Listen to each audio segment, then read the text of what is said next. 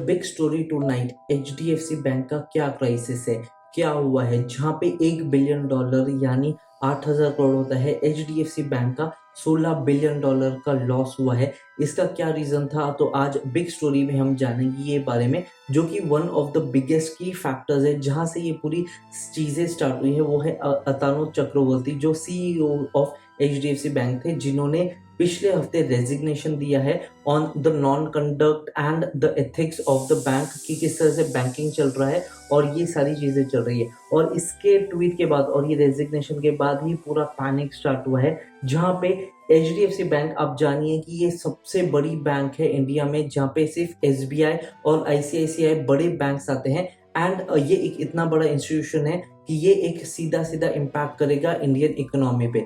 तो हुआ क्या, तो अभी चक्रवर्ती के बारे में अगर हमने जाना, मिस्टर चक्रवर्ती, तो एक समझिए कि वो बैंकिंग सेक्टर से बिलोंग नहीं करते हैं। वो पिछले 5 सालों से एचडीएफसी में थे और उनके ही कोट अनकोट में है कि पिछले 2 सालों से जो भी मैंने बैंक में बिहेवियर और बहुत सारी चीजें, एथिकल बिहेवियर देखा है, वो मेरे एथिक्स के साथ नहीं चलता है and I cannot stand that, इसलिए मैं रेजिग्नेशन दे रहा हूँ। और ये एचडीएफसी बैंक ने भी बोला है कि जो भी रीजंस उन्होंने दिया है वो रीजंस के अलावा कोई और रीजंस नहीं है उनके रेजिग्नेशन पे।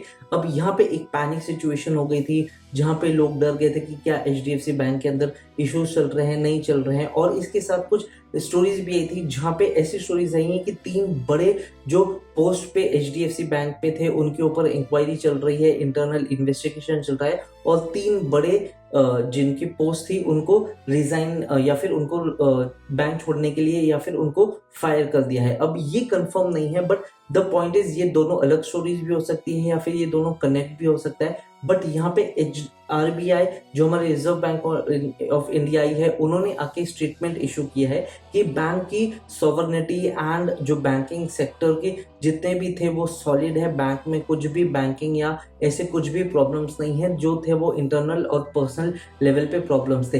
अभी ये बहुत बड़ी चीज हो जाती है कि इतने बड़े बैंक में ऐसी कुछ इश्यूज चल रही हैं, जहाँ पे एक अतानु चक्रवर्ती जैसे इंसान है, जो कि एक फाइनेंशियल सेक्टर के बहुत रिस्पेक्टेड फिगर है, वो ऐसे बोल रहे हैं। Because Atanu Chakraborty banking sector से नहीं आते हैं। इसके पहले वो इकोनॉमिकल अफेयर्स के मिनिस्ट्री में काम करते थे, यानी जितने भी हमारे इंडिया के बजट्स और इकोनॉमिक पॉलिसीज बनते थे, ड्राफ्ट स्टेज से लेकर पार्लियामेंट स्टेज तक वो रहते थे। तो इनको, ये एक ऐसे पर्सन है जिनको पूरे रूल्स एंड रेगुलेशंस बताते और इनको पता था कि इकोनॉमिक्स किस तरह से वर्क करता है, because he was working in the minister of economics.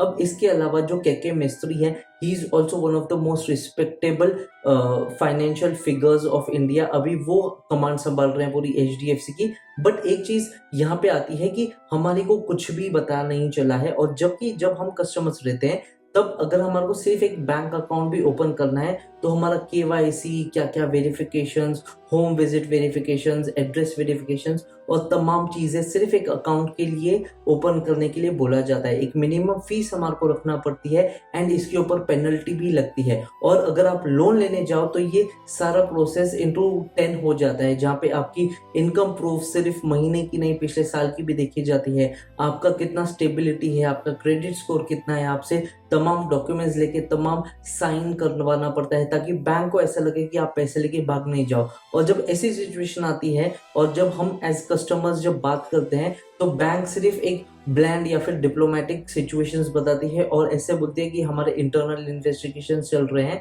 जबकि ये एक हर कस्टमर का फर्ज बनता है। एंड कस्टमर्स को भी क्वेश्चन पूछना चाहिए कि व्हाट अबाउट द बैंक, की क्या इशू हुआ है, लेट अस नो, बिकॉज कहीं ना कहीं ये एक ऐसी चीज हो गई है जो बहुत बड़ा impact in the economy of India हो सकता है। अब एचडीएफसी बैंक तो स्टेबल है, बिकॉज आज उनकी काफी अच्छी रिकवरी हुई है स्टॉक मार्केट में। बट फिर भी ऐसे कुछ इश्यूज हैं कि एथिकल बिहेवियर क्या गलत था या फिर क्या उनको लगा है, इसके बारे में हमारे को कुछ भी क्लियरिटी नहीं मिली है। और जो ये नॉन कंडक्ट और जो फायर्स ऑफ 3 जो बड़े पोस्ट वाले लोग हैं उनके साथ क्या हुआ है वो भी कुछ नहीं बताया है। और जितना हमारे को पता चला है ये कैसे कैसे रिपोर्ट से और कहाँ कहाँ से हम वेरीफाई करके आप तक न्यूज़ लेके आते हैं। तो आई होप आपको ये सारी न्यूज़ अच्छी लगती होंगी।